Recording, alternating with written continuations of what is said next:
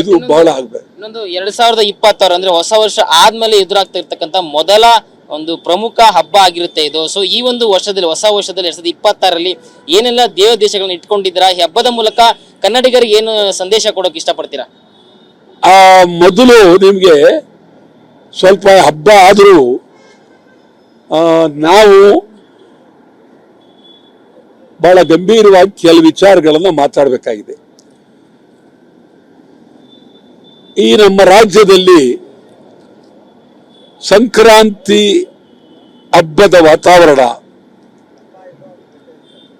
ರಾಜ್ಯವನ್ನು ಆಳ್ತಕ್ಕಂಥವರು ಯಾರಿರಬೇಕು, ಹೇಗಿರಬೇಕು, ಇದು ನಾಡಿನ ಜನತೆಗೆ ಬಿಟ್ಟಂತ ವಿಚಾರ. ಬಹಳ ಈಗ ಸಿದ್ದರಾಮಯ್ಯನ ಬಗ್ಗೆ ಬಹಳ ಮಾತನಾಡ್ತಾ ಇದ್ದಾರೆ, ಹೊರಗೆ ಹೋಗ್ತಾರೆ, ಕೆಳಗಡೆ ಇಳಿಸ್ತೀವಿ ಅದು ಅಂತೆಲ್ಲ ಮಾತಾಡ್ತಾ ಇದ್ದಾರೆ. ನಾನು ಬಹಳ ಗಂಭೀರವಾಗಿ ಹೇಳ್ತೀನಿ, ಯಾವುದೇ ಕಾರಣಕ್ಕೂ ಸಿದ್ದರಾಮಯ್ಯ ಅಧಿಕಾರದಿಂದ ಇಳಿಬಾರದು. ಸಿದ್ದರಾಮಯ್ಯನ ಬಿಟ್ಟರೆ ನೆಕ್ಸ್ಟ್ ಮುಂದೆ ಯಾರಿದ್ದಾರೆ? ಸ್ವಲ್ಪ ತಕ್ಷಣಕ್ಕೆ ಮುಂದೆ ಯಾರು ಬರ್ತಾರೋ ಗೊತ್ತಿಲ್ಲ. ಯಾರಿದ್ದಾರೆ? ಬಿಜೆಪಿಲಿದ್ದಾರಾ?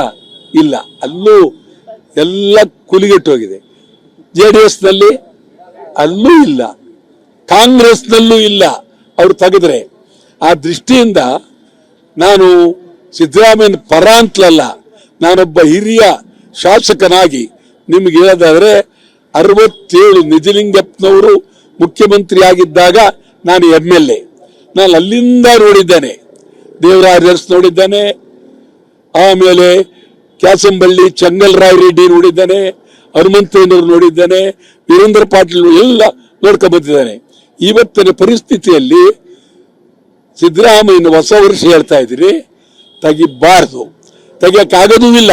ಈಗ ಜಂಟಿ ಅಧಿವೇಶನ ಕರೆದು ಬಿಟ್ಟಿದ್ದಾರೆ. ಕರೆದ ಮೇಲೆ ಅಧಿವೇಶನ ಮುಗಿಯೋವರೆಗೆ ಹಂಗೇ ಮುಂದೂಟಾಗುತ್ತೆ ಬಜೆಟ್. ಆದ್ದರಿಂದ 90 ಭಾಗ ತೆಗಿಯಕ್ಕಾಗೋದಿಲ್ಲ.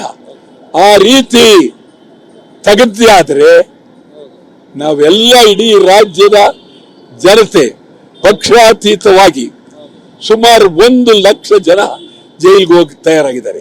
ಇದೆಲ್ಲ ನಾವು ಬಹಳ ಗಂಭೀರವಾಗಿ, ಆ ದೃಷ್ಟಿಯಿಂದ ಇದು ಬಹಳ ಗಂಭೀರವಾದಂತ ಒಂದು ಪರಿಸ್ಥಿತಿ. ಹೊಸ ವರ್ಷ ನಾವು ಹೇಳ್ತಾ ಇದ್ವಿ, ಮತ್ತು ಈ ವರ್ಷ ನಾವು ವಿನೂತನವಾದಂತ ಸುಮಾರು 70 ಚಳುವಳಿಗಳನ್ನ ಮಾಡಬೇಕು ಅಂತ ಮಾಡಿದ್ದೀವಿ. ವಿನೂತನವಾಗಿ ಇದುವರೆಗೂ ನಾವು ಮಾಡಿರ್ತಕ್ಕಂಥದ್ದೆಲ್ಲ ಬಹಳ ವಿನೂತನ, ವಿಶೇಷ ನಾವು ಮಾಡಿದ್ದೇವೆ.